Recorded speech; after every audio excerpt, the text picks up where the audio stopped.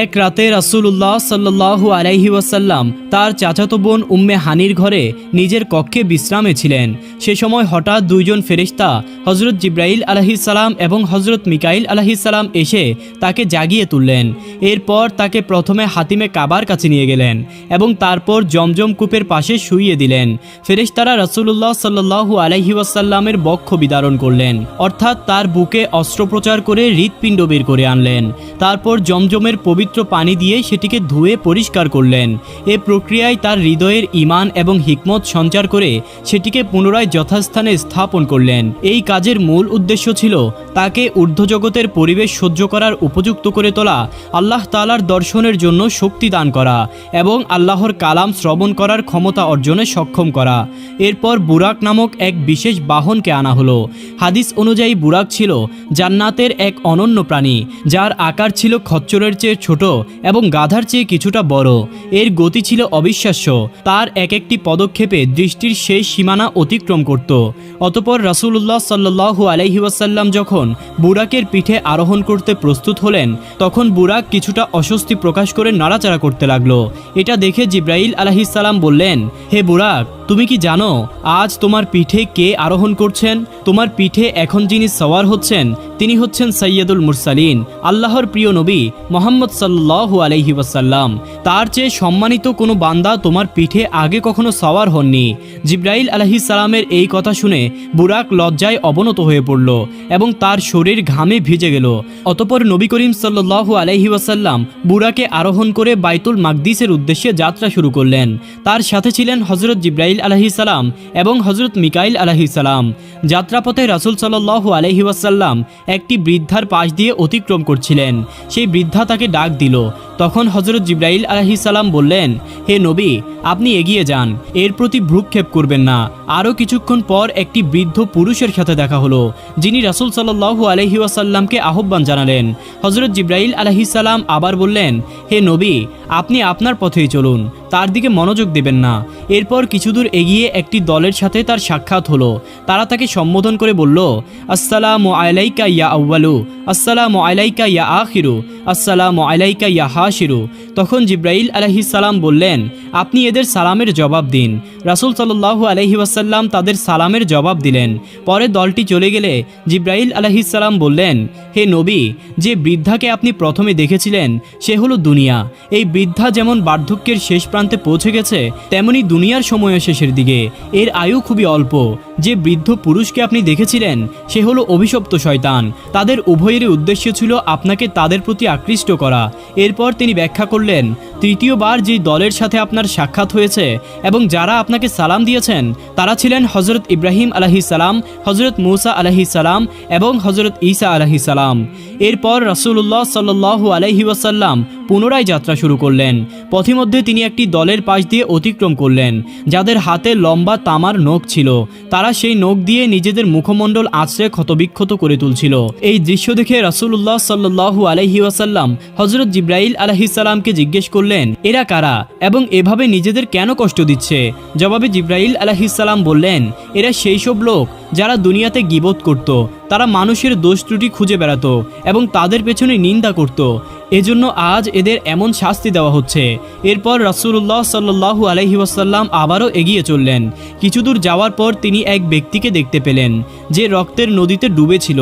লোকটি নদীর মাঝখানে পড়ে পাথরের টুকরো লোকমার মতো গিলে খাচ্ছিল। এই দৃশ্য দেখে রাসূলুল্লাহ সাল্লাল্লাহু আলাইহি ওয়াসাল্লাম জিজ্ঞেস করলেন, এই লোকটি কে এবং এর এই শাস্তির কারণ কি? জিবরাইল আলাইহিস সালাম উত্তর দিলেন, এই ব্যক্তি দুনিয়াতে সুদ খেয়ে জীবিকা নির্বাহ করত। সে মানুষের পরিশ্রমের ফসল অবৈধভাবে আত্মসাৎ করত। এই কারণেই তাকে এমন শাস্তি দেওয়া হয়েছে। অতঃপর রাসূলুল্লাহ সাল্লাল্লাহু আলাইহি ওয়াসাল্লাম আবারও যাত্রা শুরু করলেন। কিছুক্ষণ পর তিনি একটি ভয়ঙ্কর দৃশ্য দেখতে পেলেন। একদল লোকের মাথা বিশাল পাথর দিয়ে চূর্ণ বিচূর্ণ করা হচ্ছিল, আর মুহূর্তের মধ্যে সেই মাথা আবারও আগের অবস্থায় ফিরে আসছিল। এরপর পুনরায় তাদের মাথায় আবারও পাথর মারা হচ্ছিল। এই চক্রটি বারবার চলতে থাকলো। রাসূল সাল্লাল্লাহু আলাইহি ওয়াসাল্লাম বিস্মিত হয়ে জিজ্ঞেস করলেন, হে জিবরাইল, এরা কারা জিব্রাইল আলাইহিস সালাম উত্তর দিলেন, এরা সেই সব লোক যারা দুনিয়াতে ফরজ নামাজ আদায় করতে অলসতা করত, তাদের এই শাস্তি তাদের গাফিলাতির কারণে হচ্ছে। এরপর রাসূলুল্লাহ সাল্লাল্লাহু আলাইহি ওয়াসাল্লাম আবারও কিছু দূর এগিয়ে গেলেন। এবার তিনি একটি ভিন্ন দৃশ্য দেখলেন।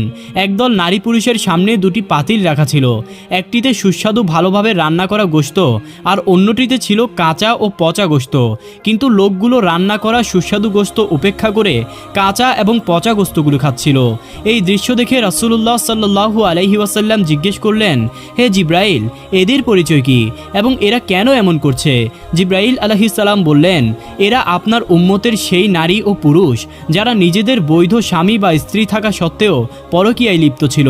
হালাল সম্পর্ককে ছেড়ে দিয়ে তারা হারাম পন্থা অবলম্বন করত, এজন্য তারা এই শাস্তি ভোগ করছে।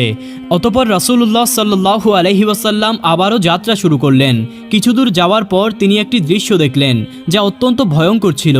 তিনি দেখলেন একটি তন্দুরের মতো চুলায় ধাউ ধাউ করে আগুন জ্বলছিল। সেই আগুনের মধ্যে উলঙ্গ নারী ও পুরুষরা ঘুরপাক খাচ্ছিল। তাদের থেকে তীব্র দুর্গন্ধও বের হচ্ছিল আর তাদের লজ্জাস্থান কামড়াচ্ছিল বিষাক্ত সাপ ও বিচ্ছুরা। রাসূল সাল্লাল্লাহু আলাইহি ওয়াসাল্লাম জিজ্ঞেস করলেন, হে জিব্রাইল, এরা কারা? জিব্রাইল আলাইহিস সালাম বললেন, এরা সেই নারী ও পুরুষ যারা বিয়ে না করেই ব্যভিচারে লিপ্ত ছিল। দুনিয়ায় তারা আল্লাহর বিধি লঙ্ঘন করে নিজেদের শরীরকে অপবিত্র করেছিল, এজন্য আজ তাদের এই শাস্তি দেওয়া হচ্ছে। এরপর রাসূলুল্লাহ সাল্লাল্লাহু আলাইহি ওয়াসাল্লাম আবারও কিছু দূর এগিয়ে আরেকটি অদ্ভুত দৃশ্য দেখলেন। এক ব্যক্তি বিশাল এক লাকড়ির বোঝা জমা করছিল। সেই বোঝা মাথায় তোলার চেষ্টা করছিল, কিন্তু প্রতিবারই ব্যর্থ হচ্ছিল। কিন্তু এর পরেও সে বোঝাটি হালকা না করে আরও লাকড়ি এনে সেটিকে ভারী করে তুলছিল। এই দৃশ্য দেখে রাসূলুল্লাহ সাল্লাল্লাহু আলাইহি ওয়াসাল্লাম বললেন, হে জিব্রাইল, এই ব্যক্তি কেন এমন করছে? জিব্রাইল আলাইহিস সালাম জবাব দিলেন, এই ব্যক্তি আপনার উম্মতের সেই ব্যক্তি যার উপর মানুষের হক ছিল, কিন্তু সে তা আদায় করতে পারেনি, বরং প্রতিনিয়ত নতুন ঋণ করে ঋণের বোঝা আরও ভারী করত। দুনিয়ার এই অন্যায় কাজের জন্য আজ সে এমন শাস্তি ভোগ করছে।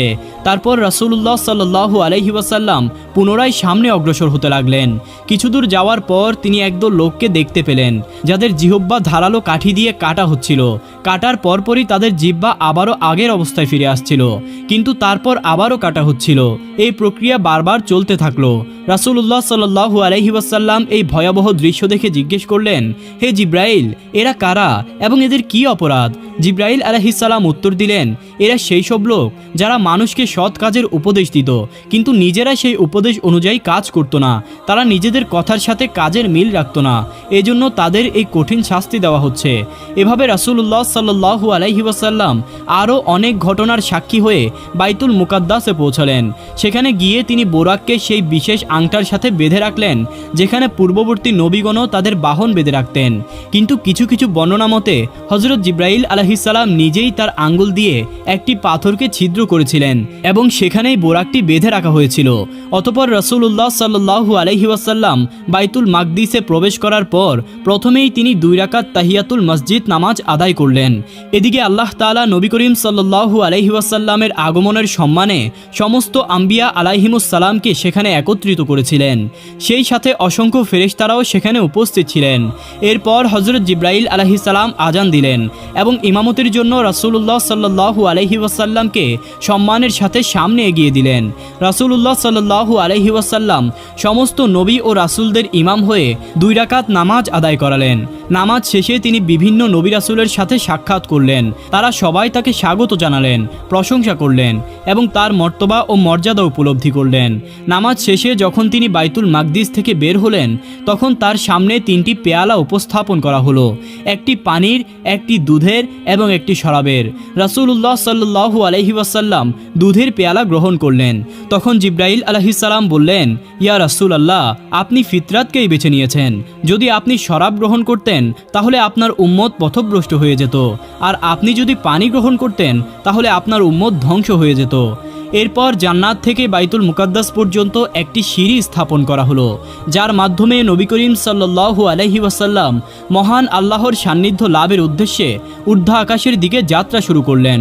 এই সময় তার সঙ্গে ছিলেন ফেরেশতাদের নেতা হযরত জিব্রাইল আলাইহিস সালাম এবং আরও অনেক ফেরেশতা, যাত্রার এক পর্যায়ে তিনি প্রথম আকাশে পৌঁছালেন। সেখানে হযরত জিবরাইল আলাইহিস সালাম আকাশের দরজায় কড়া নাড়লেন। ভেতর থেকে দারোয়ান প্রশ্ন করলেন, কে সেখানে? জিবরাইল আলাইহিস সালাম উত্তর দিলেন, আমি জিবরাইল। দারোয়ান আবার জানতে চাইলেন, আপনার সঙ্গে কে আছেন? জিবরাইল আলাইহিস সালাম বললেন, রহমাতাল্লিল আলামিন মুহাম্মদ সাল্লাল্লাহু আলাইহি ওয়াসাল্লাম। তখন দারোয়ান জিজ্ঞেস করলেন, তাকে কি আনার অনুমতি দেওয়া হয়েছে? জিবরাইল আলাইহিস সালাম বললেন, হ্যাঁ। এরপরেই প্রথম আকাশের দরজা খুলে দেওয়া হলো এবং নবী করিম সাল্লাল্লাহু আলাইহি ওয়াসাল্লাম প্রথম আকাশে প্রবেশ করলেন। প্রথম আকাশে তিনি একজন বৃদ্ধ ব্যক্তিকে বসে থাকতে দেখলেন।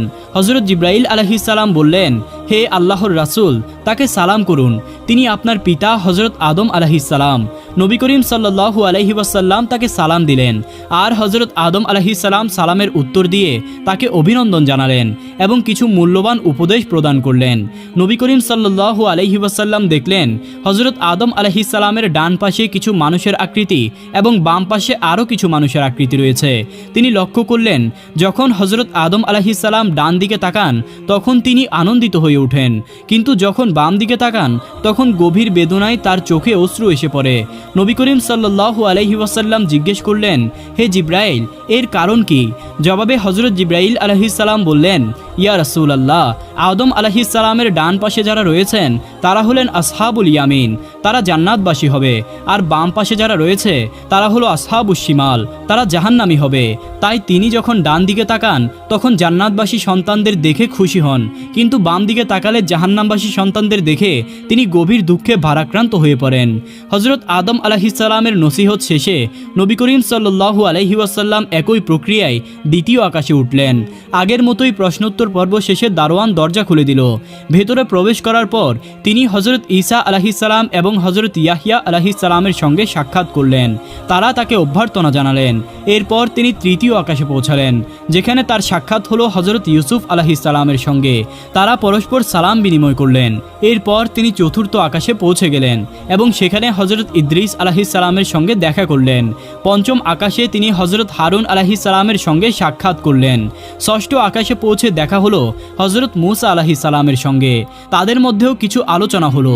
সর্বশেষে তিনি সপ্তম আকাশে পৌঁছলেন, যেখানে হযরত ইব্রাহিম আলাইহিস সালামের সঙ্গে তার দেখা হলো। সপ্তম আকাশে তিনি দেখলেন হযরত ইব্রাহিম আলাইহিস সালাম বাইতুল মামুরে হেলান দিয়ে বসে আছেন। বাইতুল মামুর হলো সপ্তম আকাশে ফেরেশতাদের কাবা, যা পৃথিবীর বাইতুল্লাহর সোজা হতে উপরে অবস্থিত। প্রতিদিন ৭০,০০০ ফেরেশতা এখানে তাওয়াফ করেন এবং যারা একবার তাওয়াফ করেন তারা কিয়ামত পর্যন্ত আর দ্বিতীয়বার সুযোগ পান না। এখানে হযরত জিবরাইল আলাইহিস সালাম নবী করিম সাল্লাল্লাহু আলাইহি ওয়াসাল্লামকে হযরত ইব্রাহিম আলাইহিস সালামের সঙ্গে পরিচয় করিয়ে দিলেন। তারা কিছু সময় একসঙ্গে কথাবার্তা বললেন। তারপর নবী করিম সাল্লাল্লাহু আলাইহি ওয়াসাল্লাম বিদায় নিয়ে আরও ঊর্ধ্বে উঠতে শুরু করলেন। তারপরে তিনি সিদরাতুল মুনতাহায় পৌঁছলেন, যা সৃষ্টি জগতের সীমানা ছিল। সেখানে তিনি জান্নাতের বিভিন্ন স্তর ঘুরে দেখলেন এবং তার জন্য নির্ধারিত ঘরটিও পরিদর্শন করলেন। তখন তিনি সেই ঘরে প্রবেশ করতে চাইলে তাকে জানানো হলো, এখনও আপনার পৃথিবীতে ফেরার সময় রয়েছে। সিদরাতুল মুনতাহায় ভ্রমণ শেষে হযরত জিবরাইল আলাইহিস সালাম নবী করিম সাল্লাল্লাহু আলাইহি ওয়াসাল্লামকে বললেন, ইয়া রাসূলুল্লাহ, এবার আপনাকে একা যেতে হবে। নবী করিম সাল্লাল্লাহু আলাইহি ওয়াসাল্লাম জিজ্ঞেস করলেন, আপনি আমার সঙ্গে আসবেন না? জিবরাইল আলাইহিস সালাম বললেন, ইয়া রাসূলুল্লাহ, যদি আমি এর পরেও এক চুল পরিমাণ উপরের দিকে যাই তবে আল্লাহর তাজাল্লির প্রখরতায় আমার পাখা পুড়ে ছাই হয়ে যাবে। জিবরাইল আলাইহিস সালামের এই কথা শুনে রাসূল সাল্লাল্লাহু আলাইহি ওয়াসাল্লাম একাকী যাত্রা শুরু করলেন। নিস্তব্ধ নীরব এক এলাকা, কোনো শব্দ নেই, কোনো সঙ্গী নেই। এক অদৃশ্য ইশারায় তিনি সামনের দিকে এগোতে লাগলেন। এমন সময় হঠাৎ করে তার সামনে সবুজ রঙের এক অপূর্ব সিংহাসন উপস্থিত হলো, যাকে কোরআনের ভাষায় রফরফ বলা হয়েছে। নবী করিম সাল্লাল্লাহু আলাইহি ওয়াসাল্লাম সেই রফরফে চড়ে বসলেন। রফরফ অত্যন্ত দ্রুত গতিতে আরও উপরের দিকে চলতে লাগলো। এই সফরে তিনি আল্লাহর অসংখ্য নিদর্শন প্রত্যক্ষ করলেন এবং বিভিন্ন ফেরেশতাদেরকে মহান দায়িত্ব পালন করতে দেখলেন। এক পর্যায়ে তিনি এমন এক স্থানে পৌঁছালেন যেখানে একজন দীর্ঘদেহী ভয়াল চেহারার ফেরেশতাকে একটি চেয়ারে বসে থাকতে দেখলেন। তার হাতে ছিল এক নূরের ফলক, তার পাশেই একটি বিশাল গাছ ছিল যার নাম শাহজারাতুল ইয়াকিন। এই গাছের প্রতিটি পাতায় পৃথিবীর মানুষের নাম ও ঠিকানা লিপিবদ্ধ ছিল। সেই ফেরেশতা একাগ্র চিত্তে তার হাতে থাকা ফলকটি পর্যবেক্ষণ করছিলেন এবং মাঝে মাঝে গাছের পাতার দিকেও তাকাচ্ছিলেন। নবী করিম সাল্লাল্লাহু আলাইহি ওয়াসাল্লাম তাকে সালাম দিলেন, কিন্তু তিনি এতটাই কাজে নিবিষ্ট ছিলেন যে মাথা নেড়ে সালামের উত্তর দিলেও তার দিকে তাকালেন না। কিছুক্ষণ পর ফেরেশতা মাথা তুলে রাসূলুল্লাহ সাল্লাল্লাহু আলাইহি ওয়াসাল্লামের দিকে তাকালেন। তার চেহারা দেখে নবী করিম সাল্লাল্লাহু আলাইহি ওয়াসাল্লাম কিছুটা ভীত বোধ করলেন।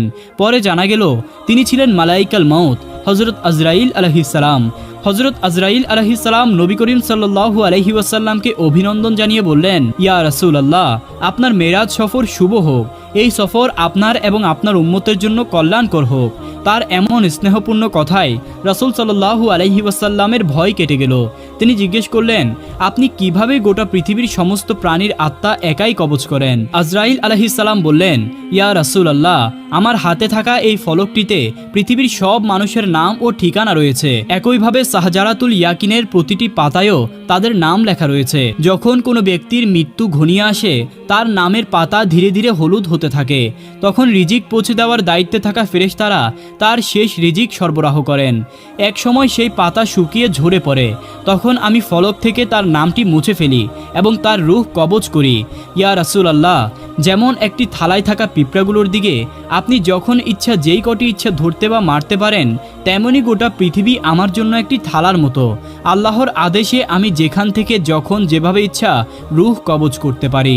হাদিসের বর্ণনা অনুযায়ী হযরত আজরাইল আলাইহিস সালাম হলেন মালাকুল মাউত, অর্থাৎ মৃত্যুর ফেরেশতা। তিনি মৃত্যুর কার্যক্রম পরিচালনার জন্য মূল দায়িত্বপ্রাপ্ত এবং তার অধীনে অসংখ্য ফেরেশতা রয়েছেন যারা পৃথিবীতে মানুষের প্রাণ কবজ করেন। হযরত আজরাইল আলাইহিস সালামের নিজে সব জায়গায় উপস্থিত হওয়া জরুরি নয়, তার অধীনস্থ ফেরেশতারা এই কাজ সম্পন্ন করেন। নবী করিম সাল্লাল্লাহু আলাইহি ওয়াসাল্লাম তাকে জিজ্ঞেস করলেন, ভাই আজরাইল, আপনি যখন কোনো ব্যক্তির প্রাণ কবজ করেন তখন সেই ব্যক্তির কতটুকু কষ্ট হয়? জবাবে হযরত আজরাইল আলাইহিস সালাম বললেন, ইয়া রাসূলুল্লাহ, একবার আল্লাহর নবী হযরত ইদ্রিস আলাইহিস সালাম মৃত্যুর স্বাদ অনুভব করতে চেয়েছিলেন। আল্লাহর নির্দেশে আমি তার রূহ কবজ করেছিলাম। এরপর তার রূহ দেহে ফিরিয়ে দিয়ে তাকে অনুভূতি সম্পর্কে জিজ্ঞেস করলাম। তিনি বললেন, আমার কাছে মনে হয়েছে যেন আমার শরীর থেকে চামড়া ছিঁড়ে নেওয়া হচ্ছে। তখন আমি বললাম, আল্লাহর কসম করে বলছি, আপনার চেয়ে সহজ করে আমি এই পর্যন্ত আর কখনো কারো রূহ কবজ করিনি। এই কথাগুলো শুনে নবী করিম সাল্লাল্লাহু আলাইহি ওয়াসাল্লাম নিজের উম্মতের কথা ভেবে গভীর চিন্তায় মগ্ন হয়ে গেলেন। তখন হযরত আজরাইল আলাইহিস সালাম নবী করিম সাল্লাল্লাহু আলাইহি ওয়াসাল্লামকে সান্ত্বনা দিয়ে বললেন, ইয়া রাসূলুল্লাহ, আপনার উম্মতের মধ্যে যারা নেককার ও দিনদার তাদের রূহ কবজ করার ক্ষেত্রে আল্লাহ তাআলা আমাকে নির্দেশনা দিয়েছেন যেন তা অত্যন্ত কোমল ও মধুর হয়। এটি এমন হবে যেন একটি শিশু মায়ের কোলে দুধ পান করতে করতে ঘুমিয়ে পড়ে। তারা কোনো যন্ত্রণা বা কষ্ট টের পাবে না। আপনার নেককার উম্মতের জন্য ঠিক এমনই ব্যবস্থা করা হয়েছে। তারপর নবী করিম সাল্লাল্লাহু আলাইহি ওয়াসাল্লাম তার মেরাজ সফরে আরও উপরের দিকে অগ্রসর হতে থাকলেন। এক সময় তিনি এমন এক স্থানে পৌঁছালেন যা সম্পূর্ণ নীরব ও নিস্তব্ধ ছিল। সেখানে কোনো পানি বা প্রাণের চিহ্ন নেই বলে মনে হচ্ছিল।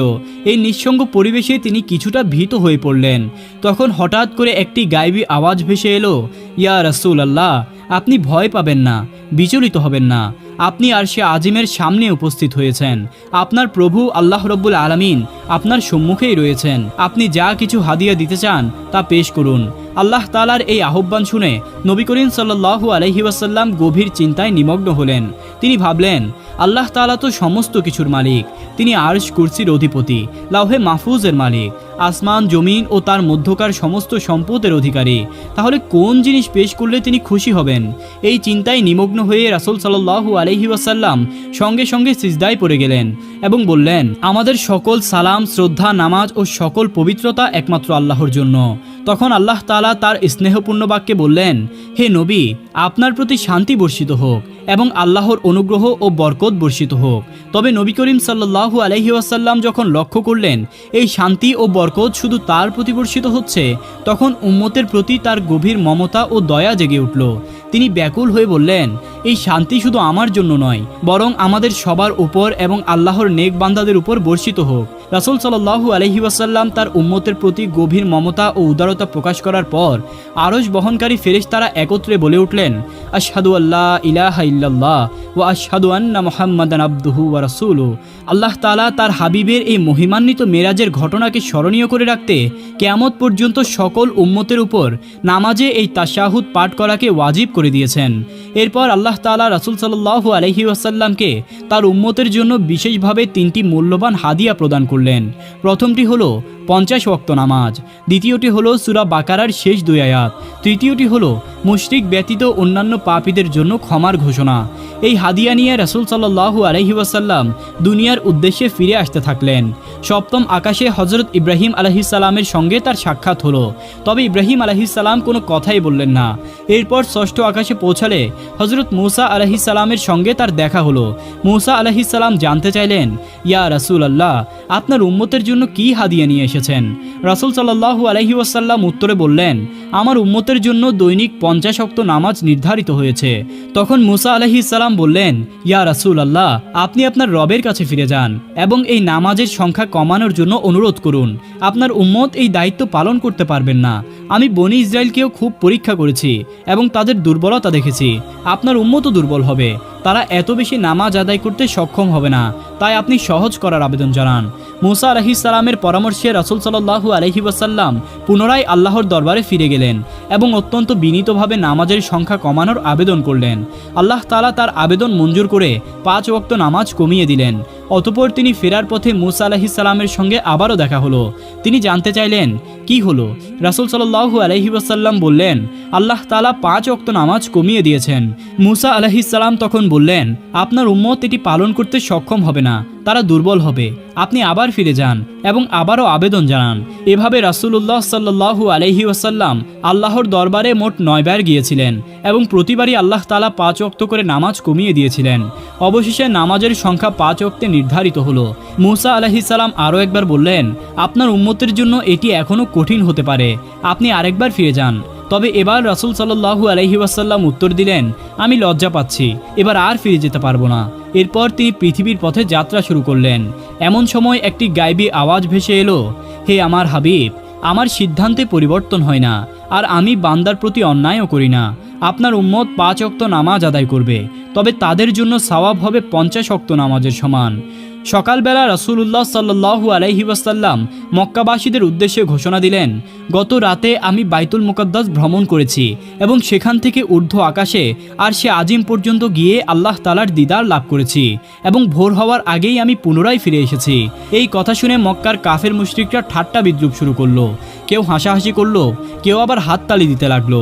আবার কেউ কেউ দৌড়ে আবু বকর রাদিয়াল্লাহু তাআলা আনহু এর কাছে গিয়ে বলল, শোনো, তোমার সঙ্গী আজ এক অদ্ভুত কথা বলছে। তিনি দাবি করছেন যে তিনি নাকি এক রাতেই বাইতুল মুকাদ্দাস সফর করেছেন, 7 আসমান পাড়ি দিয়েছেন, আল্লাহর সঙ্গে সাক্ষাৎ করেছেন এবং তারপর তিনি নাকি আবার ফিরেও এসেছেন। তুমি কি সত্যিই এমন কথা বিশ্বাস করবে? এই কথা শুনে আবু বকর রাদিয়াল্লাহু তাআলা আনহু প্রথমেই জানতে চাইলেন, এই কথা কি তিনি নিজেই বলেছেন? তারা উত্তর দিলেন, হ্যাঁ, মুহাম্মদ সাল্লাল্লাহু আলাইহি ওয়াসাল্লাম এমন কথা নিজেই বলেছেন।